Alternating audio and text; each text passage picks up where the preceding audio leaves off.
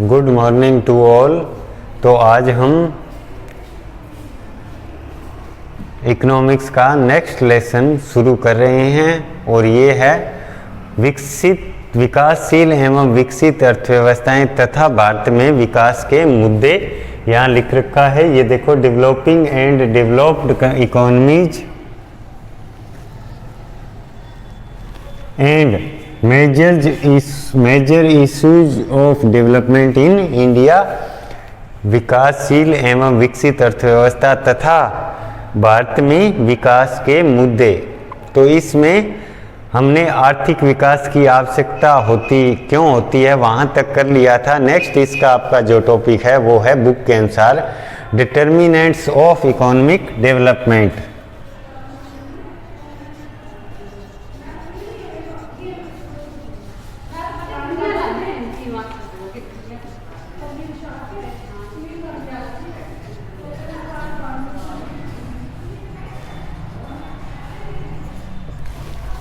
आर्थिक विकास के निर्धारक ये दो होते हैं, एक आर्थिक विकास के आर्थिक निर्धारक या इकोनॉमिक डिटर्मिनेंट और दूसरे अनार्थिक निर्धारक या नॉन इकोनॉमिक डिटरमिनेंट। तो इस टॉपिक पर हमारी वीडियो लेसन है वो पहले से ऑलरेडी तैयार है, तो उस टाइम मैं ये आपको डाल दूंगा। तो इससे आगे देखेंगे, आगे आपका टॉपिक है difference between economic growth and economic development. इस पे भी हमारा वीडियो लेसन बना हुआ है, difference between economic growth and economic development. अब आगे जो आपका टॉपिक है वो है issues of development in India. ये हम करेंगे आज, इश्यूज ऑफ डेवलपमेंट इंडिया या challenges for Indian economy. Issues of development in India.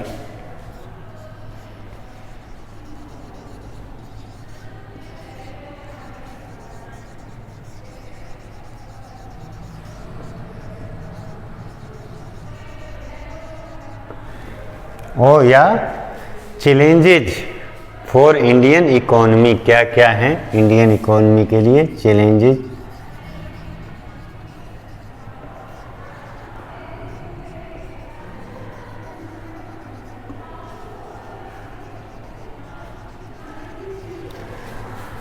इसमें भारत में विकास के मुद्दे या भारतीय अर्थव्यवस्था के समक्ष चुनौतियां। तो भारतीय अर्थव्यवस्थाएं हैं, उसमें भविष्य में वृद्धि की बहुत ही ज़्यादा संभावनाएं हैं, परंतु फिर भी भारत के तीव्र आर्थिक विकास में कुछ बैरियर्स हैं। वो कौन कौन से हैं वो देखेंगे। तो इसमें पहला है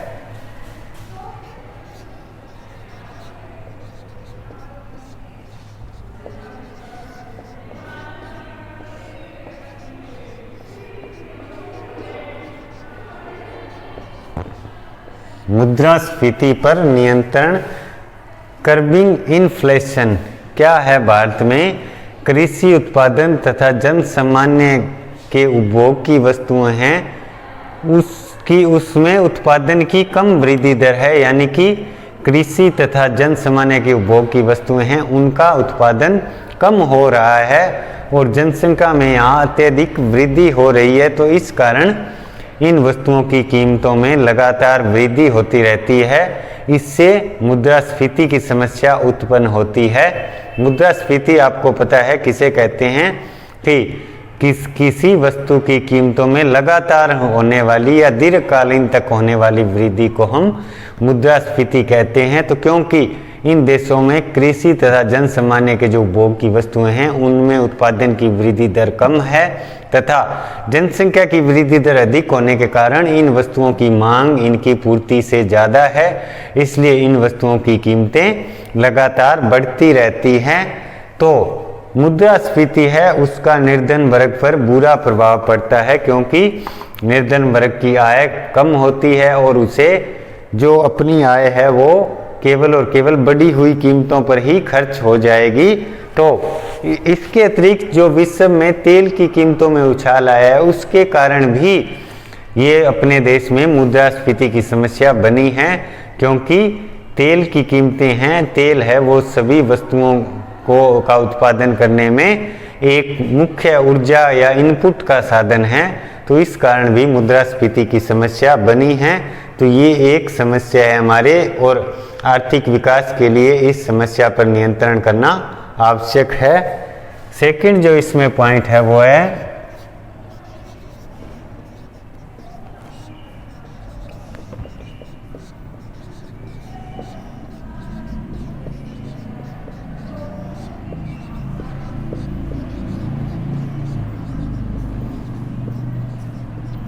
कृषि क्षेत्र की विकास दर को बढ़ाना, बूस्टिंग फार्म सेक्टर। भारत में क्या है, अभी भी इस देश की 46.2% जनसंख्या कृषि क्षेत्र पर निर्भर करती है, और भारतीय कृषि है वो विकसित देशों की तुलना में बहुत पिछड़ी हुई है। प्रति हेक्टेयर जो उत्पादकता है वो विकसित देशों की तुलना में हमारे बहुत कम है, और भारतीय कृषि मुख्यतः मानसून की वर्षा पर निर्भर करती है। यदि यहाँ मानसून की वर्षा अच्छी हो जाए तो खेती अच्छी होगी, और यदि वो वर्षा ना हो तो उत्पादन बहुत ही कम रहता है।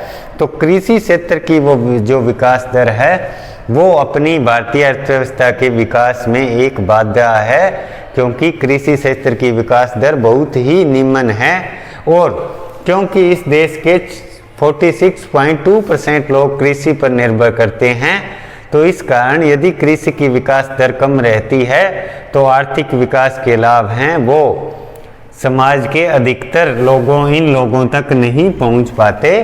तो ये एक चुनौती या समस्या है हमारी अर्थव्यवस्था के सामने। नेक्स्ट जो है वो है राजकोषीय घाटे को कम करना।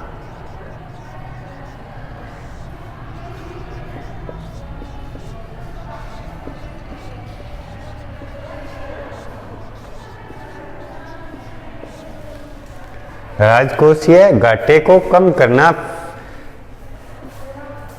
Curtailing fiscal deficit. Fiscal deficit क्या होता है? राजकोषीय घाटा, सरकार की आय और व्यय के अंतर को हम फिस्कल डेफिसिट कहते हैं, कि सरकार को कितनी तो आय प्राप्त हुई और कितना उसने खर्चा किया, इसको हम फिस्कल डेफिसिट कहते हैं। और ये अपने देश में इन वर्षों में निरंतर बढ़ रहा है, और इसका क्या कारण है कि सरकार विभिन्न सब्सिडी देती है, जैसे ईंधन पर, कृषि इनपुट्स पर, खादों पर, बीजों पर तथा खाद्य पदार्थों पर, जैसे खाद्य सुरक्षा का जो कानून है उसमें गेहूं और चावल पर, इसके अतिरिक्त यूरिया और डीएपी पर हमारे सब्सिडी है, और ईंधन पर मान लो एलपीजी सिलेंडर पर भी यहाँ सब्सिडी है। तो इन सब्सिडी के कारण वित्तीय बोझ बढ़ने से राजकोषीय घाटा बहुत बढ़ जाता है। इसके अतिरिक्त अपनी सरकार निर्धनता उन्मूलन तथा वृद्धावस्था पेंशन इस तरह के कार्यों पर भी काफ़ी खर्च करती है, और जो व्यावसायिक वर्ग है वो करों की चोरी करता है। इस कारण क्या होता है, सरकार की आय कम रह जाती है, व्यय बढ़ जाता है और राजकोषीय घाटे में वृद्धि होती है। तो दीर्घकालीन आर्थिक विकास के लिए किसी भी देश को राजकोषीय घाटे को नियंत्रित करना चाहिए, यानी कि सरकार को अपनी आय और व्यय को बराबर करना चाहिए। नेक्स्ट जो इसका पॉइंट है वो है अधोसंरचना का विकास।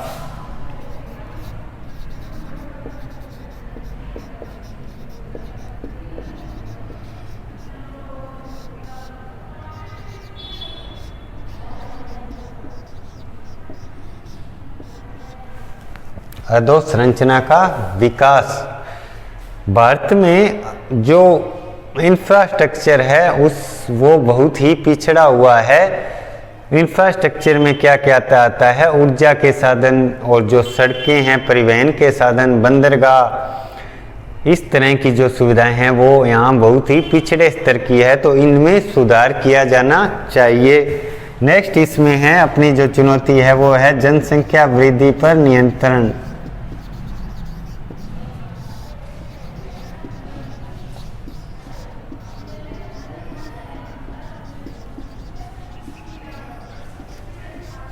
जनसंख्या वृद्धि पर नियंत्रण, चेकिंग पॉपुलेशन ग्रोथ। भारत में जनसंख्या की वृद्धि दर ज़्यादा है। 2017 में भारत में जन्म दर थी वो 19 थी, और इसके साथ साथ जापान में 7.7, चीन में 12.3, इंग्लैंड में 12.1।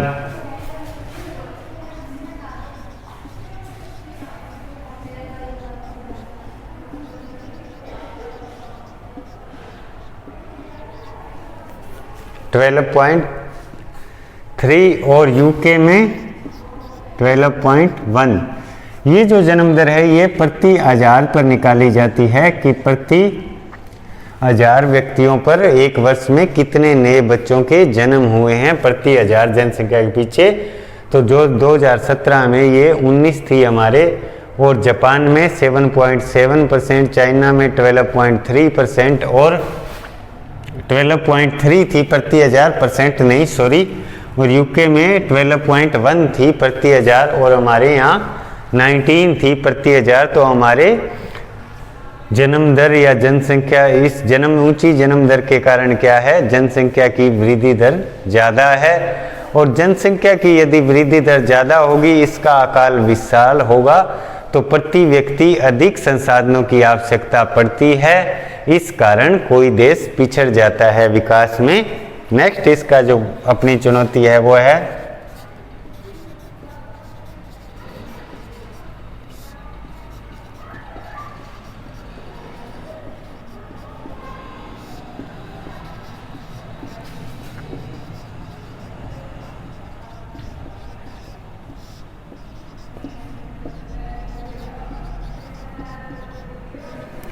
मानवीय संसाधनों की क्वालिटी में सुधार, improving the quality of human resources.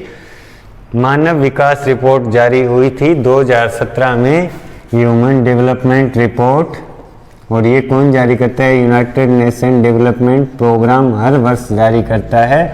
तो 2016 में 188 देशों की रैंकिंग में इंडिया का स्थान था वो 131 था, 131 था। इससे क्या पता चलता है कि हमारे मानवीय जो विकास का स्तर है वो पिछड़ा हुआ है, और किसी भी देश के तीव्र आर्थिक विकास के लिए मानवीय संसाधनों की क्वालिटी में सुधार होना चाहिए। इसके लिए शिक्षण सुविधाएं तथा स्वास्थ्य सुविधाओं में सुधार करना चाहिए। नेक्स्ट जो हमारी समस्या है अर्थव्यवस्था में वो है भ्रष्टाचार पर नियंत्रण। मिश्रित अर्थव्यवस्था होने के कारण जो धन सामाजिक योजनाओं के लिए या निर्धन लोगों के, पिछड़े लोगों के विकास के लिए सरकार द्वारा खर्च किया जाता है, उसका अधिकतर हिस्सा जो भ्रष्ट अफसर हैं वो वास्तविक निर्धन व्यक्तियों या लक्षित लाभार्थियों तक वो धन पहुंचने से पहले ही भ्रष्ट अफसर या नौकरशाही वो धन खा जाती है। उसका कुछ हिस्सा भ्रष्टाचार में प्रयोग कर लिया जाता है, वो अपनी जेबें भर लेते हैं। तो इससे क्या होता है, सरकारी अफसरों तथा जो मंत्री है वो भ्रष्टाचार को यहाँ बढ़ावा देते हैं। तो ये भारतीय अर्थव्यवस्था के विकास में एक मुख्य बाधा है। नेक्स्ट इसमें है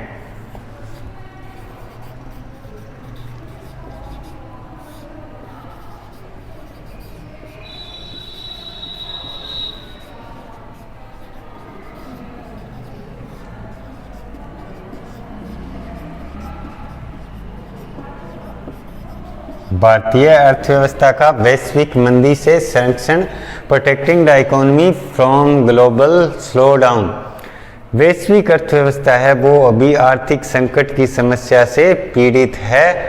यूरोपीय ऋण संकट और वर्ष 2008 में संयुक्त राज्य अमेरिका में जो वित्तीय संकट शुरू हुआ, इसके अतिरिक्त थाईलैंड के बैंकों की विफलता, इन सभी वैश्विक संकटों के कारण कुछ वर्षों में सभी विश्व की अर्थव्यवस्थाओं को कुप्रभावित किया है। और आज के समय में सभी अर्थव्यवस्थाएं एक दूसरे से जुड़ी हुई है। तो भारतीय अर्थव्यवस्था को इन वैश्विक आर्थिक संकटों से अपना बचाव करना होगा। लास्ट इसका जो अपनी समस्या है वो है प्रशासन में सुधार।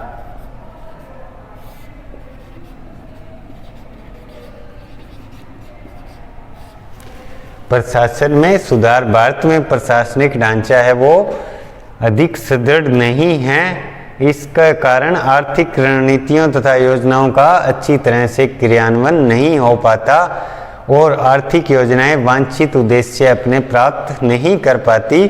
तो अपनी जो योजनाएं, आर्थिक योजनाएं बनाई जाती है और उनके उचित नियंत्रण तथा उनके जो उचित लक्ष्य हैं, वो जो पहले से सोचे समझे लक्ष्य हैं, वो प्राप्त करने के लिए अच्छा प्रशासन होना चाहिए। तो इसलिए प्रशासन में सुधार करना चाहिए। तो ये हमने भारत में विकास के मुद्दे या अर्थव्यवस्था के समक्ष चुनौतियां हैं। नेक्स्ट जो लास्ट आपका टॉपिक है इस लेसन में, वो है भारतीय अर्थव्यवस्था की आशाएं या संभावनाएं, प्रोस्पेक्ट्स ऑफ इंडियन इकोनॉमी, वो देखेंगे। प्रोस्पेक्ट्स ऑफ इंडियन इकोनॉमी, ये लास्ट टॉपिक है हमारा इस लेसन का।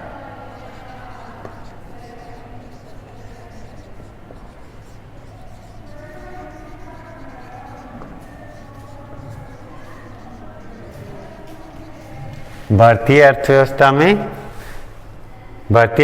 की आशाएं या संभावनाएं क्या हैं?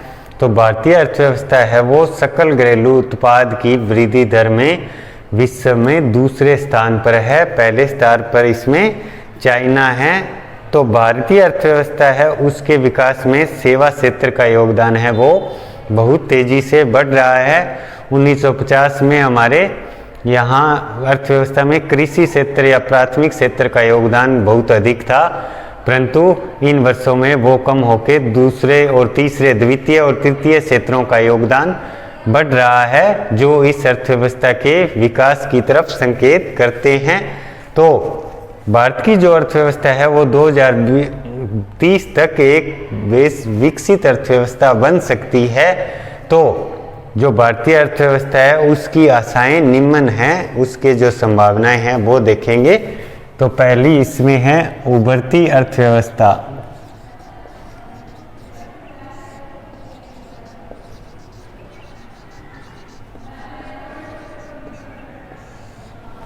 उभरती अर्थव्यवस्था, इमर्जिंग इकोनॉमी। भारतीय अर्थव्यवस्था है वो विश्व की उभरती अर्थव्यवस्थाओं में से एक है। हाल ही के वर्षों में भारतीय अर्थव्यवस्था की विकास दर विश्व के बहुत से देशों से अधिक है और सकल घरेलू उत्पाद में ये चीन के बाद दूसरे स्थान पर है। IMF के अनुसार, IMF क्या है?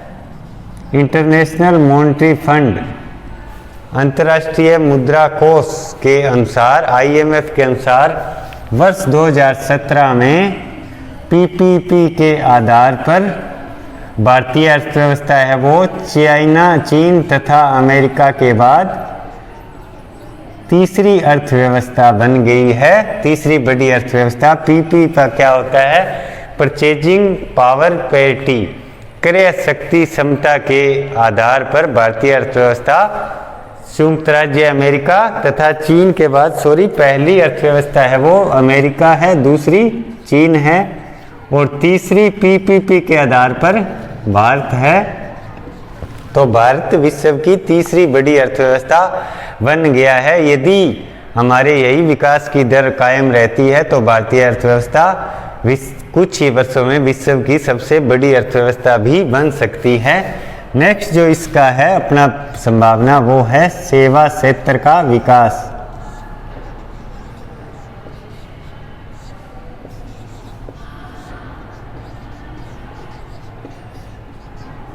सेवा क्षेत्र का विकास।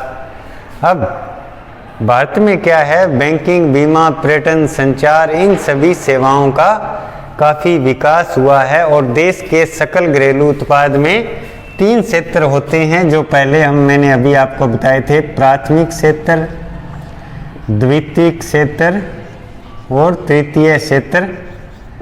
प्राथमिक क्षेत्र में कृषि से संबंधित क्रियाओं को शामिल किया जाता है, द्वितीयक क्षेत्र में उद्योग से संबंधित और तृतीयक क्षेत्र में सेवा क्षेत्र से संबंधित। और अलग विकसित अर्थव्यवस्था या पिछड़ी अर्थव्यवस्था में सबसे ज़्यादा प्राथमिक क्षेत्र का योगदान होता है और विकसित अर्थव्यवस्था में तृतीय तथा द्वितीयक क्षेत्रों का योगदान ज़्यादा होता है उनकी GDP में। तो भारत में क्या है? 2016-17 में GDP में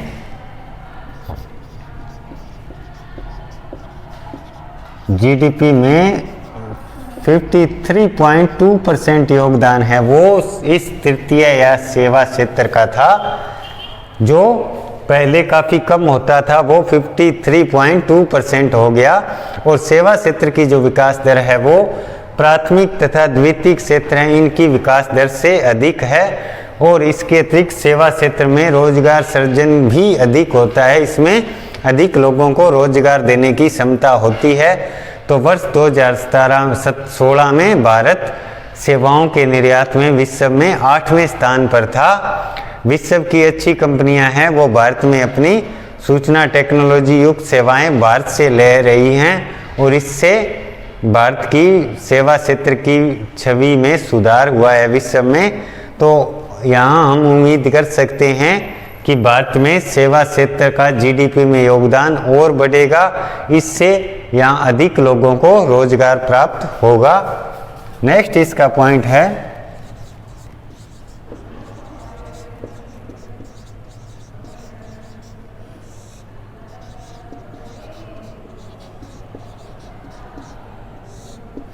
बहुराष्ट्रीय कंपनियों के उत्पादन आधार का केंद्र।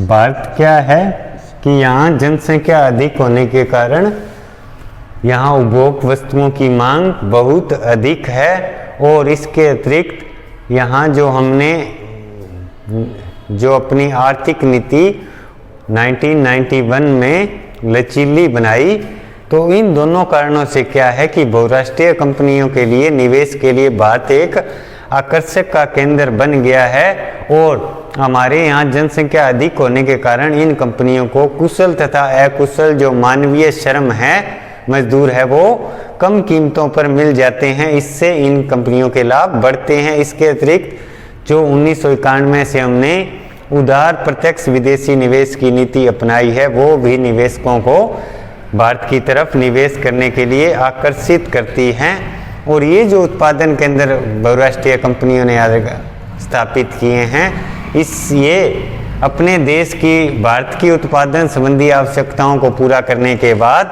विश्व में इन वस्तुओं का निर्यात भी करती हैं। और ये निर्यात संयुक्त राज्य अमेरिका, जापान तथा जर्मनी की जो ऑटोमोबाइल कंपनियां हैं, इन्होंने भारत में अपने उत्पादन केंद्र स्थापित किए और ये कंपनियां यहाँ से बाहर देशों को निर्यात कर रही हैं। तो इससे भारत का निर्यात बढ़ा है, आयात कम हो रहा है, इससे भुगतान संतुलन पर अनुकूल प्रभाव पड़ रहा है। नेक्स्ट इसमें है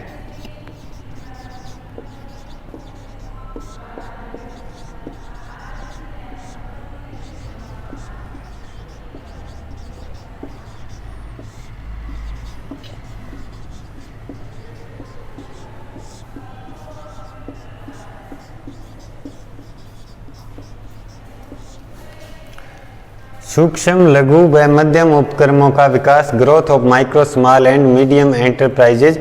भारत सरकार ने क्या है यहाँ अपने माइक्रो, स्मॉल तथा मीडियम एंटरप्राइजेज के ग्रोथ के लिए विभिन्न प्रोत्साहन दिए हैं, जैसे पूंजी सब्सिडी, रियायती दरों पर ऋण, छोटे उद्योगों को तथा इन सूक्ष्म तथा छोटे उद्योगों को करों में भी छूट दी गई है। और इन उपक्रमों में उद्यमियों को प्रशिक्षण देने के लिए भी सरकार कई कार्यक्रम चलाती है।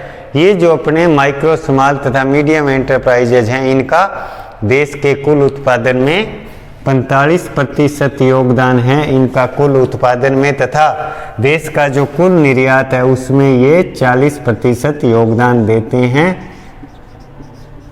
तो जो भारत की सरकार है वो इन उपक्रमों को आधुनिक तथा उन्नत टेक्नोलॉजी है वो पहुंच के इसके लिए भी कार्य तथा प्रयास कर रही है। नेक्स्ट जो इसमें है जनांकीय जनसंख्या लाभांश की क्षमता।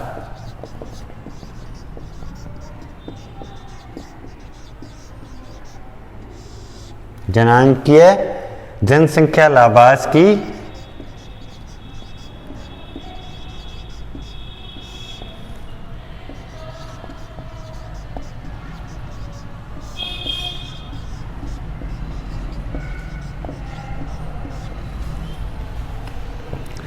Potential for demographic population dividend. ये क्या होता है डेमोग्राफिक पॉपुलेशन डिविडेंस? भारत में क्या है कि अभी हाल ही के वर्षों में जनसंख्या वृद्धि दर में कमी आई थी इससे पहले जनसंख्या वृद्धि दर अधिक थी, तो इस कारण देश की जनसंख्या है उसकी आयु संरचना में युवा वर्ग या कार्यकारी वर्ग है उसका प्रतिशत बढ़ गया है। इसे हम जनांकीय जनसंख्या लाभांश कहते हैं कि जनसंख्या का देश की जनसंख्या उसकी आयु संरचना में युवा वर्ग या कार्यकारी वर्ग का जो प्रभाव बढ़ा है और इस वर्ग से अर्थ 15 से 64 वर्ष की आयु तक के व्यक्तियों की है। ये जो वर्ग है ये अभी अपनी जनसंख्या में सबसे अधिक है और इस वर्ग के बढ़ने से क्या फायदा होता है कि ये वर्ग अर्थव्यवस्था के जो उत्पादन कार्य हैं उनमें अपना योगदान दे सकता है तथा भारत की जनसंख्या में अभी जो बच्चों का प्रतिशत है 1 से 15 वर्ष वो कुछ कम हुआ है और इसके अतिरिक्त 64 वर्ष से ऊपर के लोग हैं वो भी जनसंख्या प्रतिशत कम है। तो 15 से 64 वर्ष की आयु तक का युवा वर्ग या कार्यकारी वर्ग बढ़ता है तो इससे अर्थव्यवस्था को जो श्रम शक्ति है या अन्य मानवीय साधन हैं वो बहुतायत में उपलब्ध होते हैं, इससे देश का उत्पादन बढ़ता है। लास्ट जो पॉइंट है अपना बचत तथा निवेश दर में सुधार।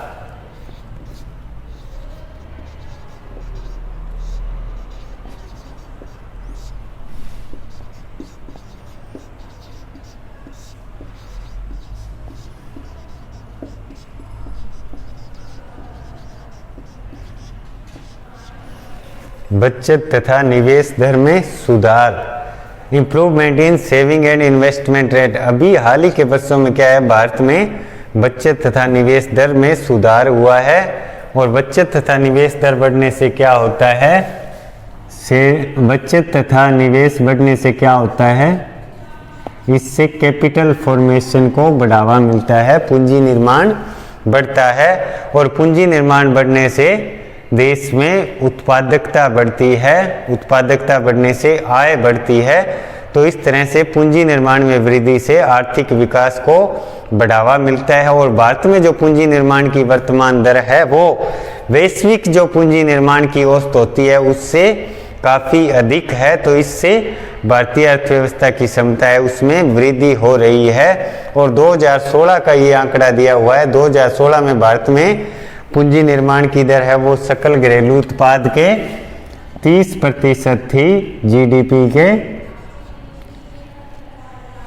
भारत में सकल जो पूंजी निर्माण की दर है वो सकल घरेलू उत्पाद का 30% थी और वैश्विक अर्थव्यवस्थाओं की जो औसत पूंजी निर्माण की दर है वो वैश्विक सकल घरेलू उत्पाद के केवल 24% तक है। तो हमारे देश में जो पूंजी निर्माण की दर है वो वैश्विक औसत से 6% या 6% अधिक है। तो ये हमारी अर्थव्यवस्था की बढ़ी हुई क्षमता को दर्शाता है। इससे उच्च पूंजी निर्माण से हम देश के भावी आर्थिक विकास के जो प्लान हैं वो बना सकते हैं। तो अभी जो हमने ये उपरोक्त विकास संबंधी आशाओं का अध्ययन किया इसमें हम देखें तो यदि हमें यहाँ भारत में इंफ्रास्ट्रक्चर का विकास कर लिया जाए, मानवीय संसाधनों की क्वालिटी में इम्प्रूवमेंट की जाए, राजकोषीय घाटे को नियंत्रित कर लें, जनसंख्या वृद्धि दर को कम करने के प्रयास किए जाएं तथा मुद्रास्फीति की दर को कम किया जाए तो जो भारतीय अर्थव्यवस्था है वो और अधिक गति से विकास कर सकती है। तो इसी के साथ ये आपका लेसन है वो कंप्लीट हुआ, सेकंड लेसन। Thank you.